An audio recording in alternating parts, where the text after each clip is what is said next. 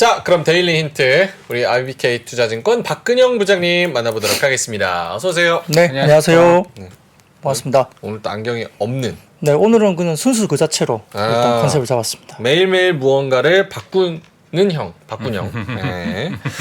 오늘도 마지막 날까지 시장이 매가리가 없고 네. 재미가 없었습니다. 네, 좀 심심했죠. 네. 뭐 그러다 보니까 저도 방송 내용이 그렇게 썩 이렇게 활발하거나 뭐 재밌게 이렇게 하기가 좀 애매해서 고민을 되게 많이 하거든요. 어떻게 좀 설명을 드려야 될까 이야기를 하고 있는데 뭐 그래도 뭐 정석적으로 가야 되겠죠. 네. 정상적인 어떤 부분들을 경제 관련된 이슈인 만큼 또 진지하게 또 정상적으로 가겠습니다. 예.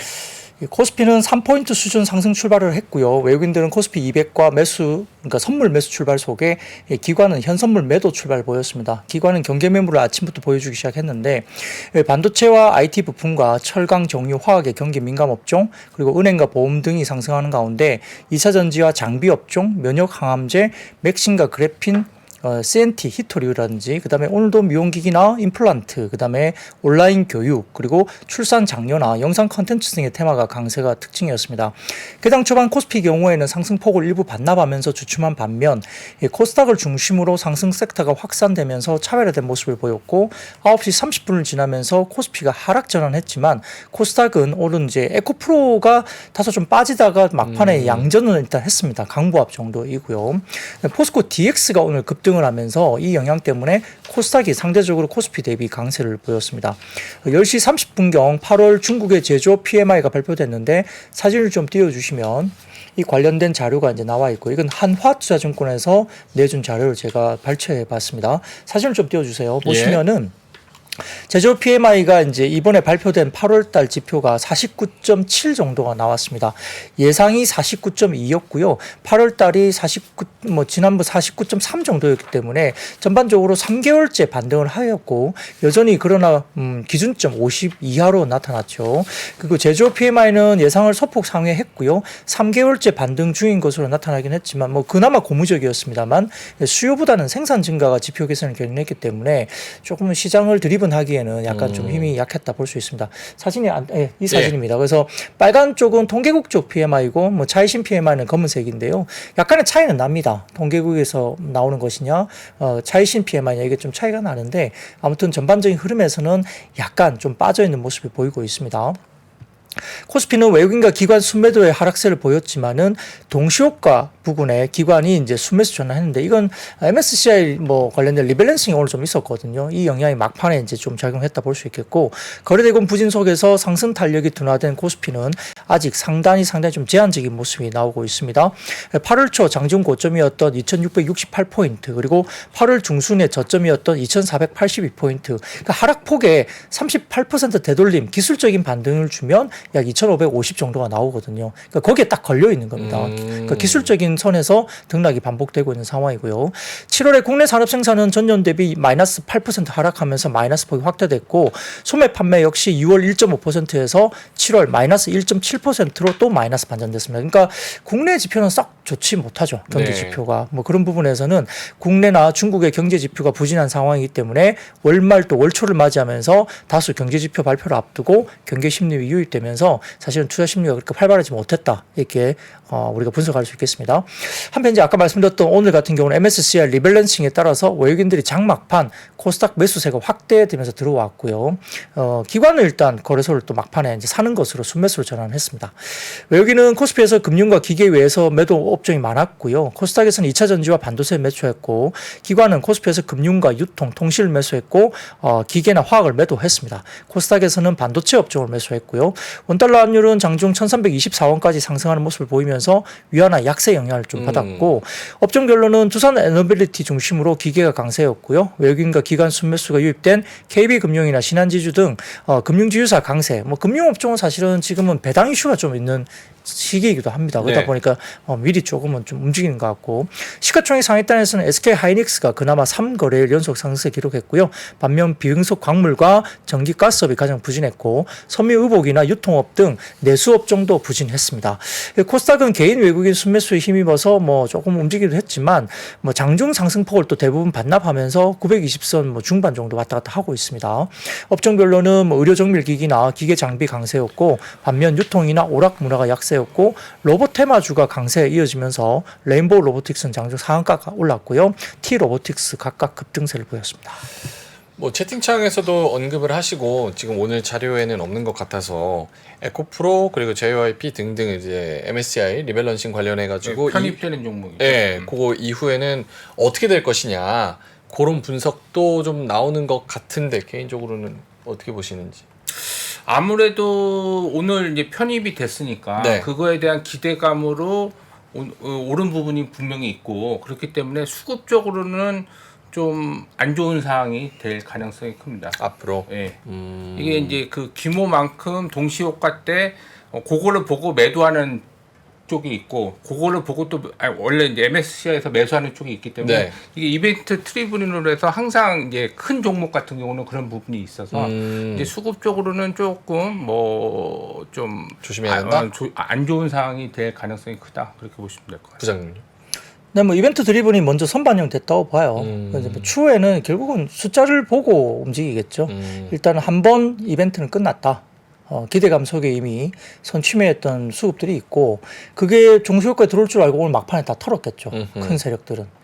그거는 좀 한 번 이벤트는 끝났다 보시면 되겠습니다. 다음 이벤트와 모멘텀을 찾아서 특히나 실적이나 뭐 이런 거 찾아가지고. 그럼요. 뭐 조금 양극재 쪽은 역시 숫자가 나와줘야 돼요. 숫자가 나와줘야 Q의 돼요. 증가가 보여줘야 되기 때문에 그 변수가 있는 것 같습니다. 알겠습니다. 오늘 풍력이 하락했습니다. 덴마크의 오스테드 미국 해상 풍력 프로젝트 차질이 있을 수도 있다 언급. 네, 로이터 통신 자료인데요. 사진 먼저 띄워주시면 이 로이터 통신 관련된 기사 헤드라인을 가져와 봤습니다. 예. 뭐 내용은 그렇습니다. 덴마크의 재생에너지 기업인 오스테드가 미국의 동부 해안에 있는 세 개의 대형 해상 풍력 시설의 공급망 문제와 기타 문제로 인해서 최대 21억 2천만 달러의 손실을 입을 수 있다고 경고가 나온 겁니다. 풍력 터빈 부품 제조업체와 블레이드 등의 대형 기계를 설치하는 데 필요한 특수 선박이라든지 같은 공급업체 그리고 계약업체들의 지연 때문에 프로젝트가 타격을 입었다고 설명이 된 거죠. 관련해서 오스테드는 이러한 지연 때문에 추가 비용이 발생하고 터빈에서 생성된 전력으로 인한 수익 수령이 예상보다 느려질 수 있다고 밝혔고요. 주가는 지난밤에 약 25%가량 급락세를 보였습니다. 그래서 풍력 에너지가 이제 빠지긴 했는데 근데 CS 윈드라든지 뭐 태웅이라든지 이런 종목들은 또 아랫꼬리를 꽤 많이 달고 쭉 당긴 부분도 있습니다. 생각보다 급락했다가 아랫꼬리를 달면서 또 꽤 많이 당겼기 때문에 말아올리는. 예, 그런 이유에 대해서는 일부 이제 제가 설명을 드리겠는데요. 역시 이제 풍력 관련해서는 유진투자증권이 가장 적극적으로 사실 커버를 하는 하우스이긴 하죠. 네. 그래서 오늘도 여지없이 이제 코멘트를 냈습니다. 이 손상 비용은 해상풍력 기자재 조달 지원에 따른 프로젝트 지연 소실 7억 달러 그리고 IRA의 투자세액 공제의 보너스 크레딧 수령 불발 가능성 손실이 약 9억 달러 그리고 이자율 상승에 따른 프로젝트 이익률 감소에 따른 손상 8억 달러 정도 추정을 했습니다. 그럼에도 불구하고 손상이 나지만 진행 중인 미국 해상풍력 단지 건설은 계획대로 추진될 것이라고 이제 언급을 했고요. 오션 윈드 1이 최종 투자 결정 심의 중이면서 2026년 전력 생산을 하고 선라이즈나 레볼루션 윈드 같은 경우는 연내 또는 내년 초에 최종 투자 결정이 확정된다 이야기를 했고요. 이번 건의 가장 큰 원인은 해상풍력 기자재 제조 공장이 확보되지 않은 상태에서 너무 많은 프로젝트를 동시에 진행했기 때문이다. 그러니까 보틀렉이 걸렸다 보시면 돼요. 기자재 관련해서. 그래서 한국 현상. 그렇죠. 기자재 확보 지연 손실 7억 달러 그리고 투자세액 공제 보너스도 국산화 비율 10% 수령 지연 손실 9억 달러가 이에 해당된다고 언급을 했습니다. 그래서 해상풍력 기자재 공급난이 주 원인이었기 때문에 예. 풍력 프로젝트 자체가 이제 무너진 건 아니라고 평가를 한 것 같아요. 그러다 보니까 국내 관련주에게 미치는 영향은 심리적인 것을 제외하면 사실 좀 제한적이다. 좀 크지 않다. 근데 주가가 좀 생각보다 너무 우려가 과도하다라고 평가를 한 겁니다. 이와 관련해서도 딜프라이라는 어떤 플랫폼에서도 똑같은 평가를 좀 내리기도 했는데 좀 언급을 드리면 역시 이제 오스테드의 주가 급락의 이유는 서플라이어들의 납품 지연 이슈가 큰 거다. 그러니까 오스테드 자체의 어떤 문제는 아니라는 겁니다. 네. 오스테드는 디벨로퍼이고요. 그에 대한 후방 업체는 터빈사 그리고 하부 구조물 업체가 되고 터빈사의 또 후방 업체가 타워나 베어링 업체가 되는 구조죠. 이해되시죠? 예. 오스테드는 디벨로퍼이고 그 후방 업체가 터빈사와 하부 구조물 업체고 네. 그와 관련된 터빈사의 후방 업체가 타워나 베어링 업체가 되는 거죠. 우리 같은 경우는 뭐 CS 윈드라든지 CS 베어링 뭐 이런 쪽 회사들이 있는 거 아닙니까?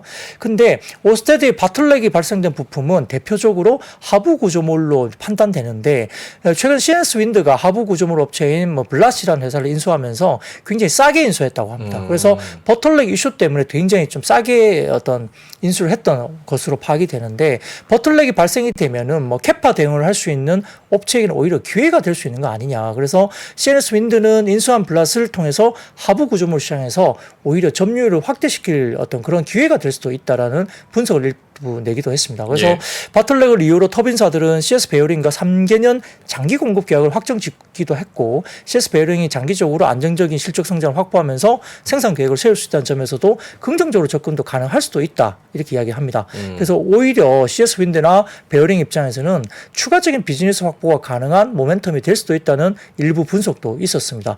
그러다 보니까 뭐 이런 것들이 좀 뭐 확보가 되는지 모르겠는데 장중에 언급이 나오면서 약간 아랫꼬리를 쭉 달고 좀 절반 정도 CS 윈드 같은 경우는 빠진 거에 절반 정도는 땡겼고요.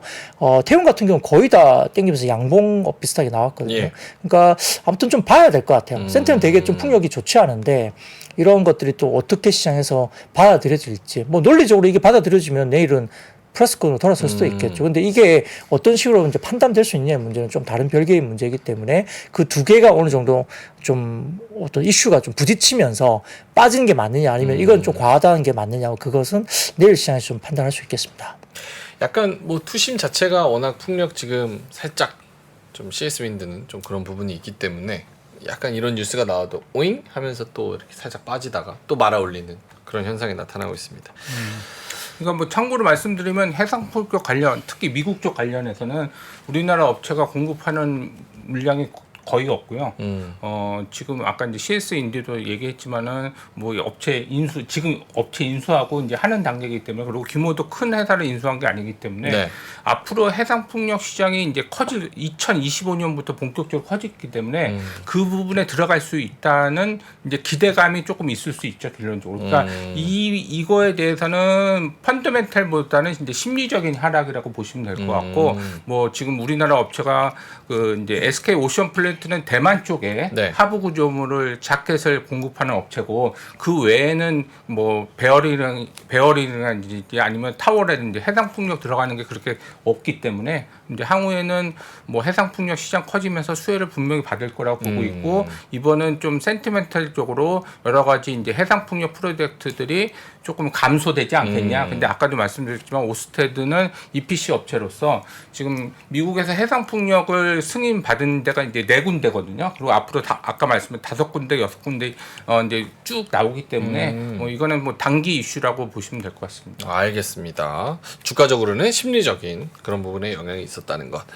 자, 네이버 웹툰 AI 데이터 조직 신설 및 연내 웹툰 데이터 플랫폼 캡플러 도입 소식 속에 일부 관련주가 또 올라갑니다. 네, 뭐 네이버 웹툰은 이제 해외 쪽 시장 진출을 굉장히 잘 뭐 하려고 하는 것 같고, 뭐 최근에 상장 관련된 의지도 좀 나타낸 걸로 저희가 예. 뭐 기억을 하고 있는데, 뭐 글로벌부터 적용하는 게 목표라고 전해지고 있습니다. 그래서 내년 미국 증시 상장을 목표로 내걸고 있기 때문에 데이터 기반의 수익 모델 고도화 때문에 분석이 되고 있다 이렇게 말을 하고 있습니다. 그래서 이제 최근에 네이버 웹툰 관련된 또 실적을 좀 보니까 아직까지는 적자더라고요. 의외로 또 적자 분위기가 나고 있고, 그게 마케팅 때문인지 잘 모르겠습니다만 저도 자세하게 분석 자료를 보지 못했는데 일단 그럼에도 불구하고 해외 쪽에 증시 상장을 한다 이렇게 이야기가 나옵니다. 네. 그래서 이제 그렇게 좀 분위기가 좀 이어가고 있는데, 그래서 MBT라든지 Y랩 그다음 키다리 스튜디오 등의 일부 웹툰 테마가 조금은 오늘 반응을 했습니다. 워낙 작년에 뭐 부잣집 막내 아들인가요? 뭐 그러면서 이제 웹툰 열기가 한번 들어섰잖아요. 그래서 그때 상당히 좋았는데 최근에 좀 잠잠했습니다만 네이버 웹툰 관련된 이슈가 좀 나오면서 오늘 좀 주목을 약간 받았습니다. 네. 근데 신한투자증권 증권에 최근에 웹툰 관련된 언급된 리포트가 좀 있어서 제가 한번 찾아봤는데 이 적정한 멀티플을 찾아서라는 제목으로 엔터와 미디어 웹툰을 이제 좀 같이 동시 분석을 했습니다. 엔터 미디어 웹툰 비교. 네, 그래서 사진을 먼저 첫 번째 사진 띄워주시면 엔터와 미디어와 웹툰의 상대 주가 비교인데요. 약간 짙은 파란색이 엔터사들이고 그다음에 회색이 광고 미디어는 뭐 경기가 안 좋으니까 좀 많이 안 좋죠. 그쵸. 그다음에 점선이 이제 순수 드라마 제작사도 좀 많이 빠졌고 약간 저 노랗게 뭐 겨자색인가요? 네네. 이게 보이는 웹툰 쪽이 이쪽도 많이 빠졌습니다. 올해 1월부터 2021년 1월부터 보시면 23년 7월까지 보시면 주가들이 꽤 많이 빠져 있어요. 웹툰 주가들이 그렇죠. 근데 엔터 미디어 쪽, 특히 엔터주는 굉장히 많이 올랐죠. 그래서 매출의 성장의 어떤 그런 분위기는 비슷한 결을 가진 섹터들인데 이 시가총액은 디커플링 되면서 엔터주만 날아갔다는 겁니다. 그래서 신한투자증권에서는 이렇게 보시면 엔터는 스타 자체가 IP다. 뭐 예를 들어서 뭐 블랙핑크라든지 BTS라든지 스타 자체가 IP인데 7년간 순수익 배분 그리고 팬덤 확대로 IP에서 이익이나 플랫폼 기술 수출로 진화되고 있는 모습을 보여줬다는 거고요.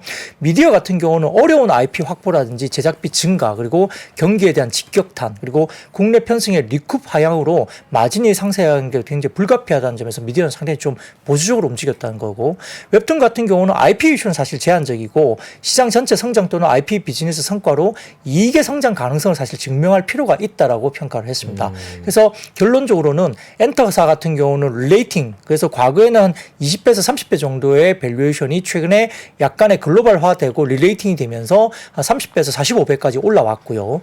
미디어 같은 경우는 디레이팅 오히려 이제 그 밸류에이션을 빠졌다는 겁니다. 최근에 뭐 경기 이슈도 좀 있기 때문에 그런데 과거에 약 40배 정도 받던 미디어 섹터가 대장주가 지금 한 30배 정도 수준까지 내려왔다는 겁니다. 근데 성장이 큰 웹툰 같은 경우는 최근에 성장성이 좀 굉장히 커졌잖아요. 확장성도 커졌죠. 그러니까 원소스 멀티 유즈 이런 식으로 가지 않습니까? 그래서 웹툰 가지고 드라마도 만들고 뭐도 만들고 많이 만들어지기 때문에 성장성이 있는 웹툰은 이제 신한투자증권의 분석으로는 아마 그 사이 그러니까 엔터사와 미디어사의 적정 수준인 그 사이 정도의 밸류 정도 받는 게 적정하지 않을까라고 평가를 했어요. 그래서 평균적으로 밸류에이션 한 20배에서 30배 정도가 밸류에이션 상으로 웹툰사들이 좀 적정하다라고 일단 평가를 했습니다. 다음 사진 보시면은 글로벌 만화시장 규모 비교인데요. 네. 만화시장 보면은 글로벌리 거의 14조 원 이상 되는 시장이라고 합니다. 만화시장이 글로벌리. 14조 원. 예. 그 사이에 일본이 한 7조 원 이상이니까 절반 정도 되는 시장이고요. 애니메이션 포함이겠죠. 한국도 1조 5천 원 정도 수준이고 미국도 2조 4천 원. 그러니까 전반적으로 일본 시장이 굉장히 제일 큽니다. 한국이 조금 뒤처지긴 하지만 또 미국을 따라가고 있고 그러다 보니까 결국 글로벌 어떤 전략을 낼 수밖에 없죠. 이런 상황에서는. 그리고 다음 보면 카테고리별 컨텐츠 시장 규모 비교인데요. 21년 기준이긴 하지만 애니메이션이 약 2조 원 정도 수준이고 만화가 16조, 영화가 27조, 음악이 57조, 게임이 258조 시장이고요. 우와. 그다음에 출판이 293조. 그다음에 출판이 저렇게 커요? 저렇게 크더라고요. 그다음에 캐릭터나 라이센스가 363조. 그리고 방송이 557조. 이게 컨텐츠별 시장이 엄청나게 다릅니다. 아무래도 저거는 이제 글로벌이니까 맞습니다. 외국에서는 책을 진짜 많이 읽잖아요. 사실 만화 시장도 똑같습니다. 만화 시장도 저 14조 중에 네. 60%가 아직도 종이책 만화로 보고 있고 또 일본도 7조 시장 중에 약 70%가 종이책입니다. 와 종이책. 출판 문화가 외국은 아직은 어마어마하다는 겁니다. 네. 그리고 이제 온라인도 우리 웹툰 형식이 아니라 네. 그 출판 종이를 바로 PC로 볼 수 있게, 그러니까 이렇게 넘기면서 볼 수 있게 네네. 그런 형식으로 되어 있습니다. 저 출판이 크다는 거는 좀 또 충격이네요. 캐릭터랑 라이선스, 방송 이렇게 또 있네요. 예. 그래서 뭐 이런 걸 가지고 이제 신한투자증권에서 그러면 웹툰을 어느 정도의 밸류에이션을 주는 것이 적정하냐 네. 본인들의 어떤 평가에 대한 부분들을 이제 이렇게 이야기를 한 건데 뭐 비슷해요. 엔터나 미디어나 웹툰은 사실은 매출의 결이 비슷하다는 논리를 가지고 이제 설명을 하는 건데 또 이런 것을 좀 평가해 보시면서 최근에 디커플링 된 그러니까 엔터사들 기획사들은 굉장히 많이 주가들이 시총이 많이 올랐죠. 예. 그래서 그런 부분들을 따라갈 수 있을지는 한번 평가를 해볼 필요가 있겠습니다. 그러니까 관건은 뭐냐면 웹툰이 우리나라에서 개발하는 거기 때문에 네. 스크롤로 이렇게 내리면서 보는 거잖아요. 그래서 1조 5천억 시장은 우리나라, 일본, 미국 시장을 합쳐서 1조 5천억. 그러니까 우리가 수출하는 것도 다 1조 포함되기 5천억 원에. 때문에 지금 아까 이제 말씀하셨지만 네이버 웹툰이 미국 시장에서 최근에 한 3개 정도 M&A를 했습니다. 네. 그리고 이제 CEO가 기자간담회에서 밝힌 게 뭐냐면 내년도에 미국 상장을 하기 위해서 뭐 M&A를 한 거다. 그래서 그 지금은 그 시장 자체에서 만화 시장 자체에서 아직도 1조 5천억이기 때문에 네. 10%도 안 되잖아요. 그러니까 약간 비주류인데 이거를 얼마만큼 확장할 수 있느냐. 그래서 일본 쪽은 카카오 쪽이 피코마 쪽으로 해서 많이 좀 성장을 하고 있고, 그다음에 미국에서는 네이버 웹툰 위주로 성장을 하고 있고, 그래서 지금 1조 5천억에서 빨리 확장을 해야 되는데 네. 지금 조금 성장이 조금 더딘 측면이 있어요. 그래서 그거를 얼마만큼 확장하느냐에 따라서 미국 시장에서 네이버 웹툰이 뭐 성공적으로 할 수 있는지는 좀 지켜봐야 될 것 같습니다. 왜 네이버 웹툰이 적자라는 거에 많은 분들이 채팅창에서 좀 충격을 받으셨어요. 지난번에 마감 시황 때 한번 그 IPO 한다는 기사 나왔을 때 네. 그때 제가 마감 시황 때 말씀을 한번 언급을 드렸던 것 같아요. 적자더라고요. 그러니까 적자 문제를 개선하고 안정적인 BM을 만드는 게 IPO의 성공 요인이다. 그래서 여기에 또 포커스가. 근데 뭐 이제 똑같지는 않지만 유통 중에서도 우리가 쿠팡을 봐왔지 않습니까? 그래서 이제 MS를 늘려가면서 네. 초기에 엄청난 적자를 냈지만 대규모 이제 MS가 막 확보가 되면서 이제 흑자 전환을 대규모로 하고 있잖아요. 그렇게 성공 사례가 좀 나오면 좋겠습니다. 우리나라가 이런 창의적인 거, 컨텐츠, 영화, 뭐 엔터, 그리고 뭐 웹툰 이런 거 잘하는데 좀 팍팍 좀 밀어줘가지고 다 키워줬으면 좋겠어요. 네, 뭐 예, 뭐 아무래도 문화니까 문화. 이제 만화 보는 방식이라든지 그런 것들이 틀린 거고 내용도 그런 거니까 조금 확장성 있게 갔으면 좋겠습니다. 문화를 좀 탈피되면서. 그러니까 문화를 지배하는 자가 세계를 뭐 지배한다 막 이런 얘기 있잖아요. 그래서 제가 중국에서 공부했을 때 저는 이제 언론대 쪽에 문화학과 이런 데 있었어요. 그래서 중국이 엄청 그 소프트 파워에 투자를 많이 했어요. 경제, 군사 이런 거는 미국이 이길 수 있다. 근데 우리가 문화는 못 이기겠다. 그래서 엄청 투자 많이 했는데 결국은 이제 문화에 대한 반감 때문에 누가 중국 문화 너무 좋아요 막 이런 전 세계적인 트렌드가 잘 없잖아요. 그런 것처럼 우리나라는 문화로서 좀 한번 지배를 해볼 수 있지 않을까. 그 스토리 라인의 강점은 확실히 한국 그 어떤 작품들에 대한 너무 좋죠. 스토리 라인은 확실히 강점이 있는 것 같아요. 알겠습니다. 넘어가면 오늘 또 로봇 관련주들이 괜찮았어요. 삼성전자 이슈로. 네, 뭐 삼성전자가 레인보우 로보틱스 관련된 투자를 한 것은 뭐 누구나 다 알고 있고 주가가 꽤 많이 올랐는데 오늘 뭐 급등해 버려 가지고요. 또 어쨌든 뭐 밸류에이션 부분을 좀 차치하고 어떤 모멘텀 플레이가 드리븐이 계속 되고 있는 것 같습니다. 그래서 그 김희열 삼성전자 테스트 앤 시스템 패키지 총괄 팀장이 전일 2023 차세대 반도체 패키징 장비 재료 혁신 전략 컨퍼런스라는 걸 통해서 지난 6월 세계 최초로 패키징 공장 그 팹이죠. 무인화 라인을 구축했다고 밝혔다고 합니다. 그래서 전반적으로 웨이퍼를 담는 통, 그다음에 카세트, 매거진, 트레이 등 다양한 반송 기술을 개발해서 공정 대기나 이동 시간을 대폭 줄였다고 말을 했고요. 공정 투입과 배출, 교체 시간 감소로 생산성이 향상됐다고 언급했다고 합니다. 아울러서 일부 언론에 따르면 삼성전자가 AR을 탑재한 휴머노이드 로봇 개발에 돌입했다 소식이 전해지는데 뭐 일론 머스크도 휴머노이드 로봇 관련된 이야기를 계속 하고 있잖아요. 네.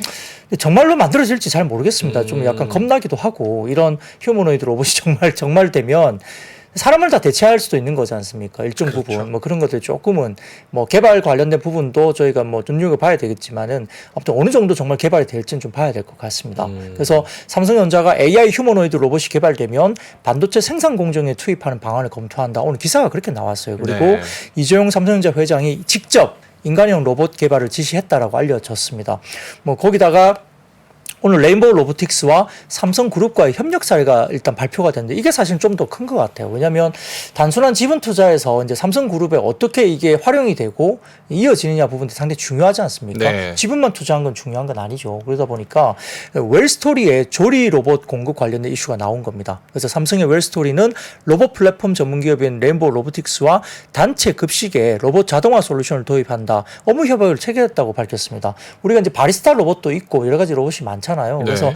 뭐 치킨을 튀기는 뭐 로봇도 있다 이야기들이 많이 나왔기 때문에 최근에 삼성전자 제조센터 중장기 회의에서 임원 부장급들에게 2025년 4월에서 5월경에 로봇독을 삼성전자 각 라인에 전파할 예정이다. 이렇게 메일로 공유가 됐다고 또 오늘 알려졌거든요. 그러니까 구체적으로 25년도에 로봇 개까지 이제 뭔가 삼성전자에서 쓰겠다는 이야기입니다. 이를 통해서 이제 제조 라인의 설비 대수당, 이 설비 대수당 그 인력을 현재 1.2명 정도라고 알려져 있는데 2025년도에는 이 1.2명이 0.95명으로 줄어든다는 계획입니다. 그래서 기존에 예를 들어서 뭐 120명이 해야 될 일을 뭐 예를 들어서 95명으로 줄인다는 거죠. 그렇겠네요. 사람이 줄어드는 거예요. 로봇을 통해서. 그래서 레인보우 로보틱스 보도 내용을 좀 정리해 보면 조리 로봇 공급을 하는데 웰스토리 사업장이 현재 전국에 약 600개 정도, 한 22년 기준으로 600개 정도 있다고 합니다. 사업장당 2대씩만 공급을 해도 1200대 추산이 되죠. 그럼 내년에 2개 사업장을 확정적으로 가면서 계속적으로 조리 로봇 관련된 공급이 이어진다는 점에서는 레인보우 로보틱스의 매출단이 상당히 가시적으로 올라올 수 있다는 점을 우리가 이제 추론할 수 있습니다. 서빙 로봇과 안내 로봇도 포함되어 있기 때문에 아까 말씀드렸던 레인보우 로보틱스는 올해 서빙 로봇 출시 예정이고요. 현재 필드 테스트에 있다고 합니다. 삼성전자 올해 지분 투자를 했지만 단순히 삼성전자만의 협력을 하는 것이 아니라 어떻게 보면 삼성그룹사 전체적으로 레인보우 로보틱스에 관심을 보이는 형국으로 좀 확장된다는 점에서 오늘 좀 상한가 간 게 아니냐 이렇게 볼 수도 있습니다. 사실 로봇 하면 쓰일 때도 많을 테니까. 그렇죠. 뭐 서빙 로봇이든 뭐 산업 협동 로봇이든 뭐든 다 그렇습니다.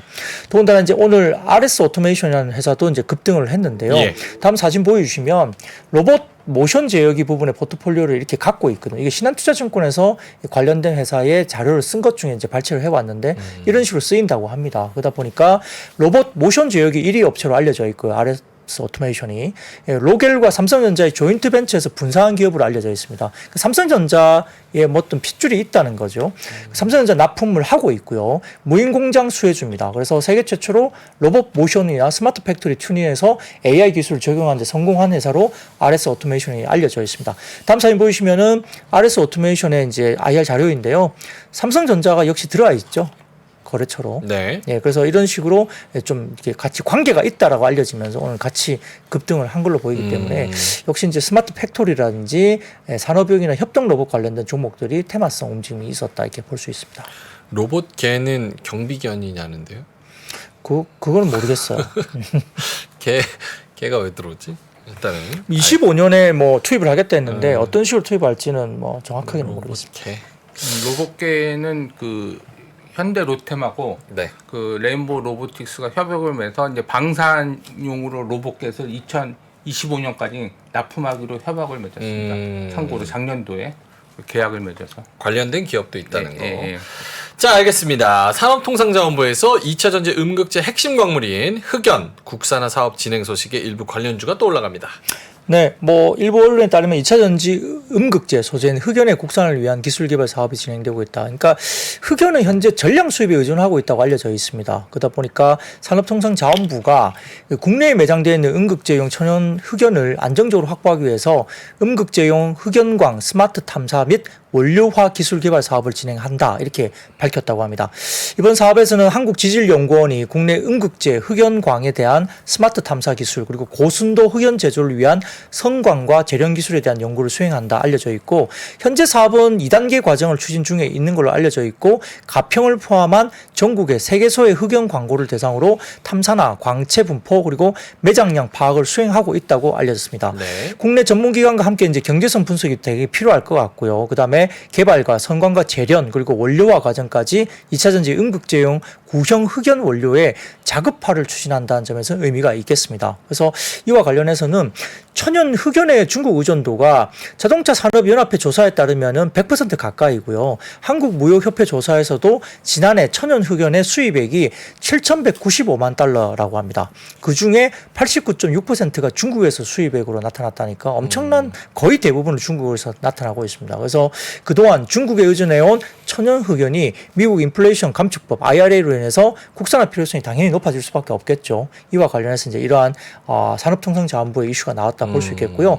그러다 보니까 일부 그래핀 테마도 주가들이 오늘 좀 좋았거든요. 네. 그리고 그래핀은 또 흑연 기반의 소재입니다. 그러다 보니까 그래핀 관련주들이 오늘 좀 반응을 했다 볼 수 있겠습니다. 알겠습니다.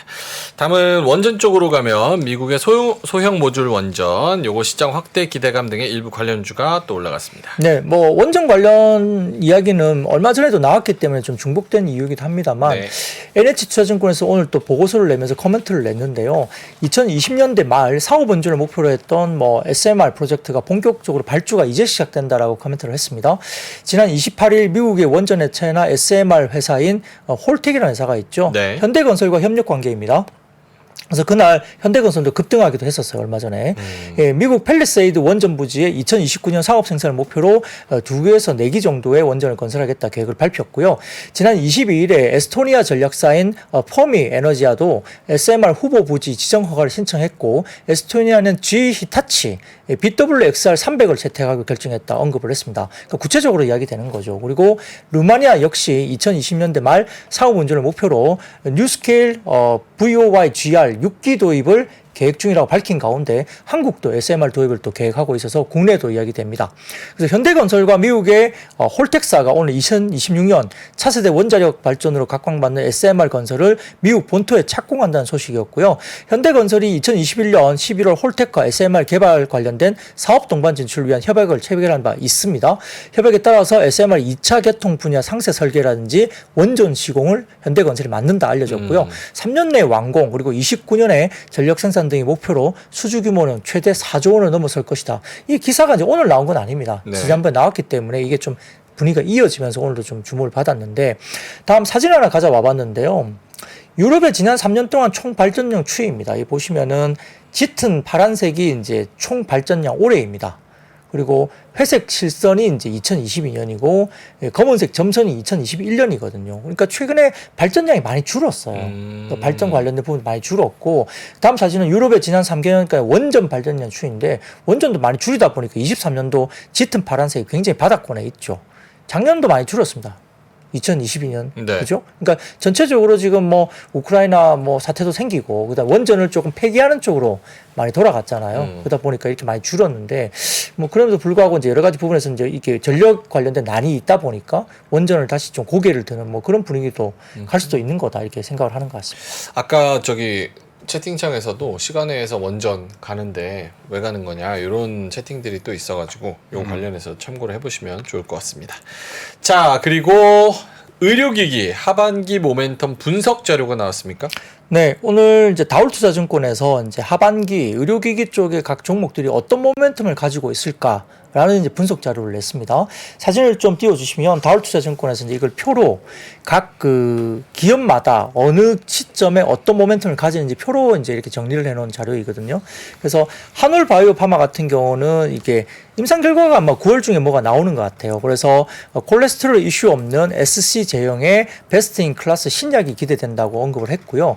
아이센스 같은 경우는 9월에 CGM 케어센스 에어에 대한 국내 출시를 목표로 하고 있고 올해 중에 유럽 파트너사와의 계약을 체결하면서 2024년 3월에 유럽의 CE 인증 허가와 동시에 판매 개시가 기대된다라고 평가를 했습니다.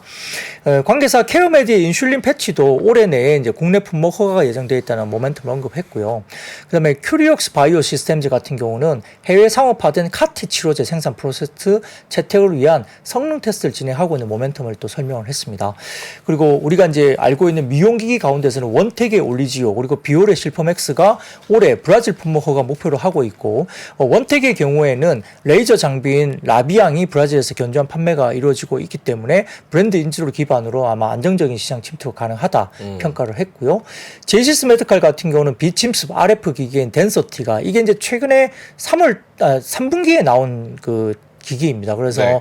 8월에 이제 미국의 FDA 품목 허가를 이미 받았습니다. 그래서 미국의 진출 기반이 확실하게 생긴 거고요. 이를 기반으로 3분기에 그리고 4분기에 3분기에는 미국의 진출 그리고 4분기에는 일본의 판매 개시 예정인데 덴서티 같은 경우는 우리가 가장 잘 알고 있는 써마지 네. 시장에서 제일 비싸다고 알려져 있는 써마지 대체 기기입니다. 상당히 좀 기대가 높고요. 휴젤 같은 경우는 8월에 레티보에 대한 뭐 BLA 재제출을 예정했고 올해 8, 9월 정도에 품목허가 재신청을 하면서 내년 2월에서 3월에 품목허가 발표가 예정된다 이야기했고 메이톡스 같은 경우는 신제품 뉴록스에 대한 국내 품목허가가 9월을 목표로 하고 있다. 이렇게 이제 쭉 종목들마다 어떤 모멘텀을 하반기에 갖고 있는지를 이렇게 나열을 좀 정리를 했습니다. 더군다나 오늘은 일부 이제 미용기기가 좀 더 힘을 받았는데요. 브릴러라는 플랫폼에서 이야기를 좀 하고 있는데 어떤 내용이냐면 중국인은 한국 관광을 와서 과연 미용기기 쪽에 어떤 시술을 받을까 네. 이걸 했습니다. 그래서 우리가 이제 보통 생각하면 이제 그쪽에서의 어떤 논리는 뭐냐면 중국은 침 시술을 받고 있잖아요. 그러다 보니까 일본은 사실 제가 지난번 말씀드렸지만 침으로 맞는 시술을 극도로 꺼립니다. 아, 일본인들이. 싫어한다. 근데 지금은 근데 많이 나아졌어요. 그래서 네. 일본인들이 한국 강남에 와서 꽤 많은 미용기기 시술을 받고 갑니다. 침 수술도. 근데 네. 중국은 원래 침술이 발달한 나라라서 침에 대해서 좀 거부감이 없지 않을까 생각을 하고 있지만 굉장히 거부감이 많다고 합니다. 아, 누가 침 좋아하겠어? 침 하는 거 좋아하세요? 네. 상대적으로 뭐 그런 아, 거죠. 상대적으로. 그래서 이제 특이하게도 비침술 시술인 모노폴라 RF를 선호하는 경향이 상당히 높다고 해요. 중국인들이. 모노폴라 RF? 네. 근데 그게 이제 어떤 거냐면 쉽게 말하면 이제 졸타 메디칼 그게 써마지 제조사거든요. 네. 그 써마지 자료를 보면 써마지 시술 1위가 중국이 1위래요. 그리고 2위가 미국, 그리고 3위가 한국입니다. 한국이 써마지를 엄청 선호합니다. 굉장히 비싸거든요. 근데 중국의 써마지 시술 가격은 한국 시술 가격보다도 거의 2배 수준으로 비쌉니다. 한국이 예를 들어서 한 250만 원 정도 예상하거든요. 네. 근데 그러면 중국은 한 번 시작하는데 한 500만 원 되는 거죠. 한화로. 그러니까 엄청 비싼 거예요. 그래서 중국인 입장에서는 여행 온 김에 써마지나 그다음에 이와 비슷한 것이 제이시스 메이칼의 덴서티, 그다음에 올리지오, 원택의 올리지오 이런 것들, 그리고 클래시스의 볼류머, 클래시스의 볼류머도 새로 나온 그거 모노폴라 RF거든요. 이런 것들을 고주파 모노폴라 RF 시술을 한번 받고 가면 중국인 입장에서는 써마지 대신 한국 와갖고 이런 걸 똑같은 비슷한 거를 받고 가면 엄청나게 이득이 될 수 있는 거죠. 중국인 관광객들이 이런 것들을 굉장히 많이 받을 가능성이 높다고 하는 거고요. 그래서 장기간 체류하지 않는 이상은 무조건 1회 시술의 단가가 높은 피부 시술 미용들이 상당히 수혜를 받을 가능성이 높다라고 이제 평가를 하기도 했습니다. 더군다나 최근에 이제 인모드 같은 경우도 52주 신고가를 내면서 굉장히 분위기가 좋아졌는데 대표적으로 인모드 같은 경우는 모비우스 8이라는 제품이 있습니다. 네. 이게 예시로 들고 상당히 좋다고 이야기되고 있지만 기술적으로 이 인모드의 모비우스 8은 마이크로 니들 RF 제품입니다. 근데 마이크로 니들 RF 제품은 오히려 기술적으로 한국의 제품이 더 뛰어나다고 알려져 있습니다. 그래서 한국의 마이크로 니들 같은 경우는 마이크로 니들 RF는 제이시스 메이칼의 포텐자. 이 포텐자 같은 경우는 그 제이시스 메이칼의 자체 제품이 아니고요. 글로벌 1위 기업인 사이노쇼의 제품을 ODM으로 만든 거거든요. 포텐자. 그리고 네. 비올의 실퍼맥스 등이 마이크로 니들 RF 제품이기 때문에 이런 것도 참고로 해보시면 좋을 것 같습니다. 덴서티, 써마지, 올리지오, 볼류머, 실퍼맥스 뭐 등등등등. 요게 저도 이제 제 친구 중에 이제 저는 이제 방송을 하니까 뷰티 유튜버 친구가 있어요. 얘가 이거를 다 써보고 리뷰를 하는 애인데 특정 어떤 뭐 굳이 언급을 안 하겠습니다. 특정 어떤 거는 효과가 바로 있는데 한 달 지나면 효과가 금방 또 사라진다는 거예요. 네. 그래서 요런 것들이 다 제품이 되게 많잖아요. 서비스가. 이게 다 그만큼의 효과가 있습니까? 네, 저는 뭐 맞아봤기 때문에 네. 맞으면 한 원래는 한 3개월 정도, 한 달 단위로 3번 정도를 맞아요. 와. 한 달 단위로 3번 정도 맞고 그 다음에 6개월 단위로 한 번씩. 네. 이게 이제 가장 좋은 효과고요. 대부분 보면 울세라하고 그 다음에 뭐 올리지오 이렇게 패키징으로 같이 하면 효과 되게 큽니다. 항암제 같은 경우도 뭐 이렇게 해서 병행 그 요법을 써서 그렇죠. 그때 뭐 항암 효과를 굉장히 올리는 그런 효과가 많이 나는데 미용 피부 시술도 하나의 기기를 쓰는 것도 괜찮지만 예를 들어서 뭐 어떤 병행해서 그 최근에 유행했던 것은 울세라 플러스 왜 이렇게 실장님 같이 지금 네. 설명하는데 네. 울세라 플러스 올리지오가 굉장히 유행했기 때문에 네. 원택이 올리지오가 굉장히 유명해지면서 주가가 아. 많이 올라간 거거든요. 근데 최근에는 뭐 포텐자가 굉장히 또 유명해지면서 같이 가고 덴서티도 최근에 같이 나오고 그러니까 굉장히 좋아지고 있고 크리시스 같은 경우는 어쨌든 말씀드렸던 볼류머가 새로 나왔는데 또 어떻게 갈 수 있을지 크리시스 같은 경우는 슈링크 같은 경우는 이제 이게 턱선 관련된 쪽인데 슈링크에서 조금 더 개발된 슈링크 유니버스가 나왔어요. 근데 그게 좀 비싸요. 네.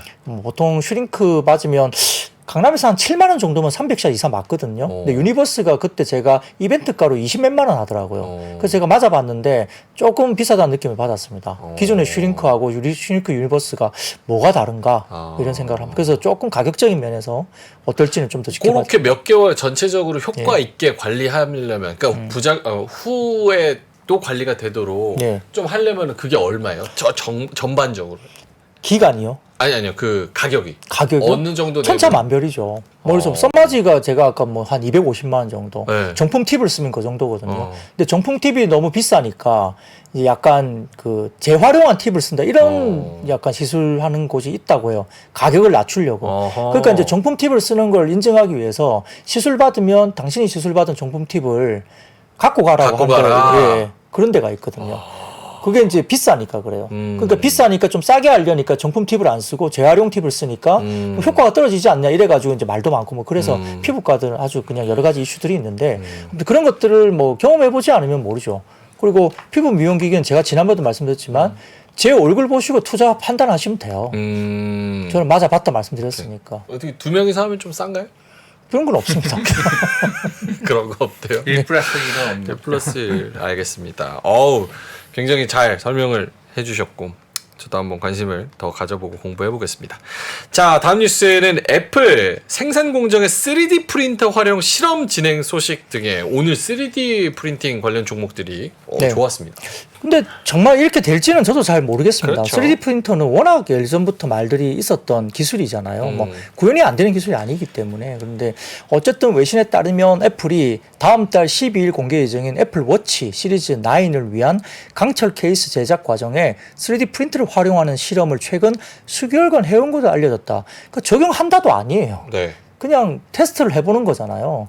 그러니까 적용될지 안 될지는 사실 모릅니다. 그래서 애플이 3D 프린팅 공급업체가 3년 이상 3D 프린터로 강철 부품을 제작하는 기술을 개발해온 것으로 알려졌다.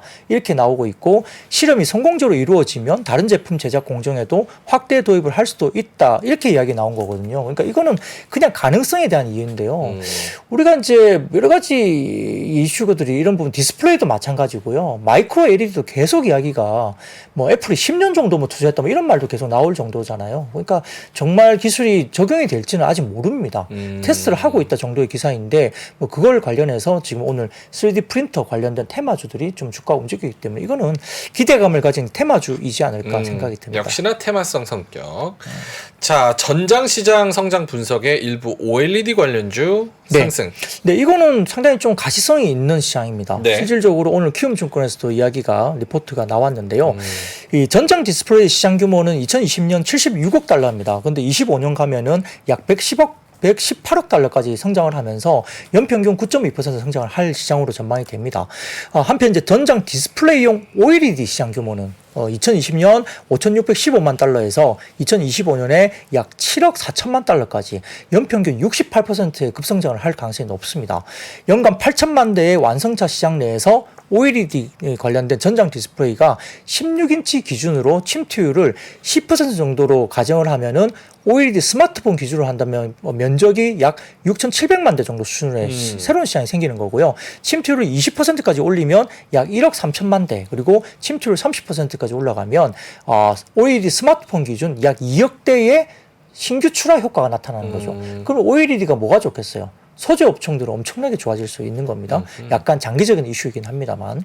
그래서 이제 OLED 전장 디스플레이 시장의 성장을 위해서는 스마트폰 시장 내에 애플과 같은 입지를 가진 어떤 업체가 나타나야 되는데 그걸 관련해서 키움증권에서는 그럼 당연히 이제 우리가 이야기할 수 있는 부분들이 어디죠? 벤츠, BMW, 아우디 이렇게 판단된다고 이야기를 했고요.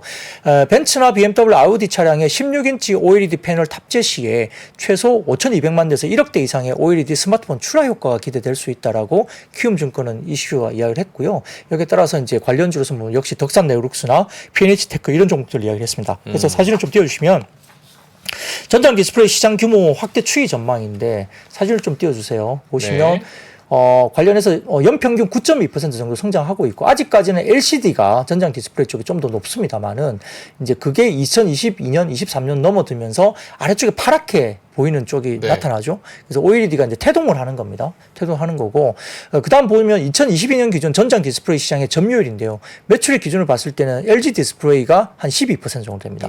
BOE가 17% 정도 되고 뭐 그 나름대로 뭐 JDI라든지 쭉 나와 있죠. 티안마 이런 쪽도 나와 있고 AUO 이런 쪽도 나와 있죠. 쭉쭉쭉 이렇게 나와 있습니다. 다음 시장 보시면 LG 디스플레이의 오토 사업부 매출액 추이 전망입니다. 여기 보시면 LG 디스플레이가 뭐 LCD는 적자이고 OLED도 출하량이 상당히 좀 1,000만 대 정도 기준으로 이제 캐파를 갖고 있는데 600만 대 정도밖에 TV 사업보다 안 나가다 보니까 OLED가 별로 좋지 않죠. 흑자를 못 내고 있었잖아요. 근데 LED 디스플레이 내에 오토 사업부 매출액 추이가 저렇게 좀 급격하게 늘어납니다. 예, 그리고 사업부 비중도 한 3% 정도까지 올라갈 것으로 보는 것 같아요. 실적 매출 기준도. 그러니까 상당히 좀 평가가 올라간다는 부분을 보여주는 것 같고요. 다음 사진 보이시면은 LED 디스플레이의 전장 사업부 개발 현황입니다. 그래서 벤츠 쪽에 어떻게 들어가는지, 아우디에 어떻게 들어가는지, 제네시스와 테슬라, 그다음에 GM이나 볼보 등등에 어떻게 적용이 패널이 이제 들어가는지를 이렇게 설명을 해놓은 표입니다. 그래서 요건 좀 평가에 대해서 좀 자료로 일단 다 보시면 될 것 같고, 다음 사진 보이시면은 삼성 디스플레이도 전장 사업부가 있습니다. 그래서 다음 사진 보이시면은 삼성 디스플레이에 페라리, BMW, 아우디, 제네시스, 테슬라 쪽에 어떻게 패널이 적용되는지를 이렇게 평가한 자료가 나와 있으니까 키움증권 자료를 한번 찾아보셔도 좋을 것 같고요. 키움증권 자료를 못 찾으시면 신의 자료실에서 제 원고를 보시면 요거 표를 한번 지켜보셔도 좋을 것 같습니다. 근데 지금 LG 디스플레이, 삼성 디스플레이가 두 축이잖아요. 네. 근데 지금 저 전장에서 제가 생각해서 진짜 뭐 그런 디스플레이로 떡칠한 그런 특정 회사의 특정 모델들 저게 언급이 잘 없는 것 같아가지고 걔네들은 그럼 어디서 받는 건지 궁금하네. 중국에서 받나요?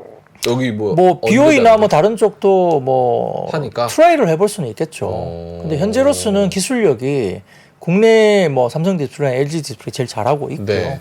또 현재 뭐 벤츠라든지 이쪽에 관련된 뭐 회장단도 또 어쨌든 삼성이나 이쪽으로 찾아와서 협력 관련된 이야기를 하고 있는 상황이기 때문에. 근데 당장 이제 OLED 패널을 저렇게 넣으려면은 네. 뭐 비싸겠죠. 그러니까 고급 차종 모델에 들어갈 수밖에 없겠죠, 당장은. 뭐 왜냐하면 뭐 1억 한 5천만 원짜리 차에다가 뭐 디스플레이 쪽 깔고 이게 비싸다고 옵션 안 할 거냐 그러진 않을 것 같거든요. 그래서 뭐 한 3천만 원대 차량은 저걸 넣는다 안 넣는다는 너무 옵션에 대한 그렇죠. 부담이 커지잖아요. 그러니까 아마 고급 모델에 들어가는데 그러면 이제 물량으로 봤을 때 어떠냐 뭐 그 고민을 좀 해야 되는데 근데 워낙 이제 OLED 관련된 패널 사이즈가 워낙 크기 때문에 네. 우리 스마트폰으로 이제 전화를 하면 패널 크기로 본다면 이게 엄청나게 커지는 거고, 그다음에 그렇죠. OLED 관련된 부분들이 지금 애플 같은 경우도 이제 아이패드나 이런 데 들어가잖아요. 그러니까 아이폰 판매량 대비 아이패드 판매량이 적지만 면적 기준으로 보면은 거의 스마트폰의 새로운 시장이 하나가 열린다 정도의 그렇죠. 면적이 되는 거예요. 그러면은 이제 소재 업종들 같은 경우는 상당히 긍정적으로 수혜를 받을 수 있다는 건 당연한 겁니다. 그러다 보니까 덕산 네오룩스 같은 경우가 상당히 많이 언급이 되고 있는 거죠. 네. 그런 쪽의 이슈는 분명히 중장기적으로 소재 업종들은 당연히 좋아질 수 있는 그림이 나올 수 있다고 저도 그렇게 평가할 수 있겠습니다. 아까 그 그래프 보니까 2022년 기준 전장용 MS 나온 거 보니까 네. BOE가 18%로 1위고 LG 디스플레이가 17%로 2위고 그 파이 그래프? 네, 삼성 디스플레이는 아예 없고 그렇죠? 삼성 디스플레이는 없고. 네, 그래서 뭐 2022년 매출액 기준이니까 그러니까 주로 BOE 거를 쓴다고 생각하시면 될 것 같고 아하. 중국도 뭐 티안마 있고 대만 쪽에 AUO 있으니까 네. 거의 뭐 중국 쪽 라인을 많이 쓴다고 보시면 될 것 같아요. 저는 오히려 뭐 장비 쪽보다는 소재주가 더 좋을 것 같아요. 장비보단 소재. 예. 어쨌든 면적이 2배 이상 시장이 새롭게 생기는 거기 때문에 네. 소재 업종들이 좀 더 그렇지 않을까요? 알겠습니다. 디스플레이는 일단 여러 가지 호재성 재료들을 좀 보면서 모멘텀을 계속 찾아가는 것 같습니다. 자, 그리고 우리 사회적인 또 이슈기도 한데 출산율 0.7 기록하면서 역대 최저치 경신 속에서 정부가 17조 원 규모 저출산 정책 예산 투입한다는 소식에 관련주 상승. 네, 뭐 최근에 정부 정책이 굉장히 많이 나왔던 날이 하루 있었어요. 그때 마감 시황할 때 오늘은 희한하게 정부 정책 관련된 테마성 정책이 한 번에 쏟아진 날이 있다. 뭐 그런 며칠 전에 제가 언급을 드렸던 날이 있는데 네. 그때도 뭐 어떤 우리가 주택을 구입할 때 네. 기준을 또 높여주고 출산했을 때 어떻고 뭐 부부 합산 우리가 연봉이 얼마일 때 얼마까지 대출을 해주고 금리가 얼마고 뭐 이런 것도 있었고 여러 가지 출산 관련된 이슈도 있었다 제가 말씀드렸지 않습니까? 네. 그런데 전일 통계청에 따르면은 지난 2분기 기준입니다. 합계 출산율이 0.7명이라고 알려졌습니다. 1년 전보다 0.05명이 더 줄었다고 합니다. 그러니까 엄청나게 출산율이 줄고 있는 겁니다. 그래서 관련 통계 작성이 시작된 2009년 이후에 분기 기준으로 봤을 때는 통틀어서 역대 가장 낮은 수준까지 출산율이 떨어졌습니다.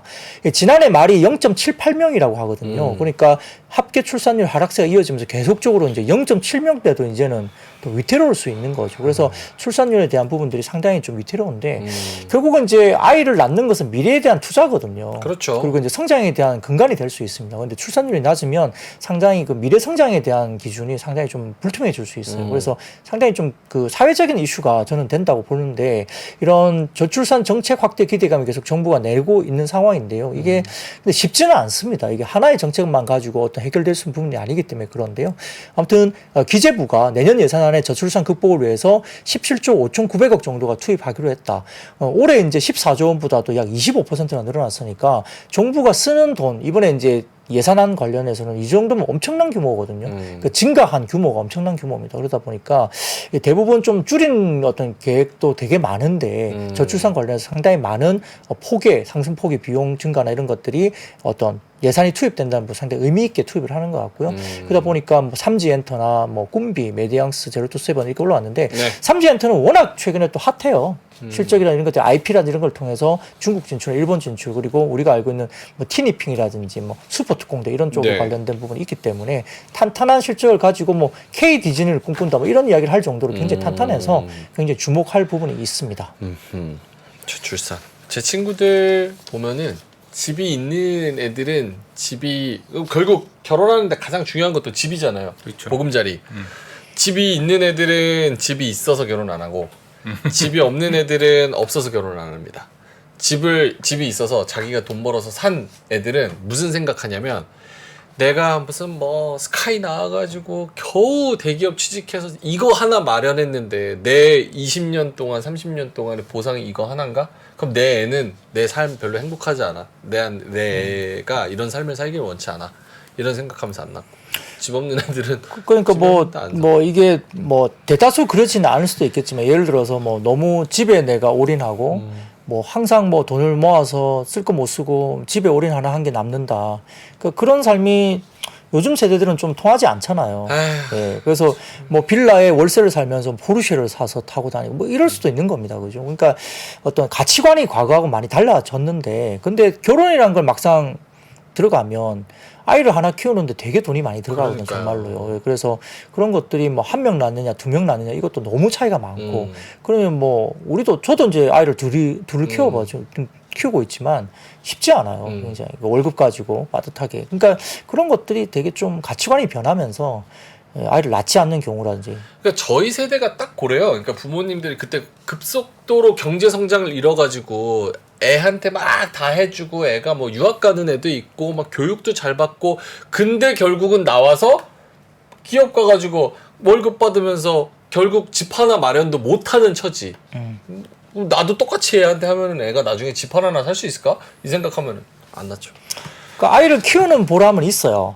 행복은 한데 이제 실질적으로는 정말 힘든 과정은 맞는 거죠. 경제적으로. 그러니까 모르겠습니다. 그게 뭐 가치관에 각자 생각이 다르기 때문에. 그렇죠. 네. 알겠습니다. 독고건이님께서 명민준 너는 할 수 있다 하셔서 해보겠습니다. 제가 0.7 올려보겠습니다. 뭐 결혼 안 하고 아이만 낳겠다는 겁니까? 뭐라도 해야죠. 뭐라도 한다고요? 뭐라도 해볼게요. 오늘 바로 뭐라도 한번 해보겠습니다. 그렇다고 하고 싶다고 할 수 있는 것도 아니잖아요. 시도만 해볼게요. 시도를. 자, 알겠습니다. 하나만 더 할까요? 아니면은 그냥 뭐 거의 마무리 짓죠. 네, 뒤에는 뭐 미국 쪽에 뭐 마약 위험 등급 하향 공고 이거는 뭐 크게 문제는 안 될 것 같습니다. 대마 관련주, LK99 관련주 또 이런 거 이야기하셨으니까 네. 요거 오늘 그래프가 굉장히 많습니다. 그래서 신의 자료실 가셔서 한번 다운 받아 보시고 한번 쭉 공부를 해보셔도 나쁘지 않을 것 같습니다. 자, 그럼 데일리 힌트 IBK 투자증권 박근영 부장님과는 여기서 인사드리도록 하겠습니다. 고맙습니다. 네, 감사합니다. 외환위기 오는 거 아니에요? 금융위기 오는 거 아니에요? 이런 질문들을 좀 굉장히 많이 받았었습니다. 탐욕이 되게 강했을 때 위험자산으로서의 극단적인 쏠림이 나타나고 공포감이 극에 달했을 때 안전자산으로서의 극단적인 쏠림이 나타나거든요. 과거의 일이 미래에 똑같이 일어난다 이건 아니지만 그때 당시에 위기 상황에서는 어떤 공통점들이 있었는지를 보면서 우리가 대비를 하는 방법도 고민해 볼 수 있고요. 과거를 제대로 이해하는 순간 위기의 실체가 드러납니다. 오건영의 현실 경제 이야기를 서점에서 만나보세요.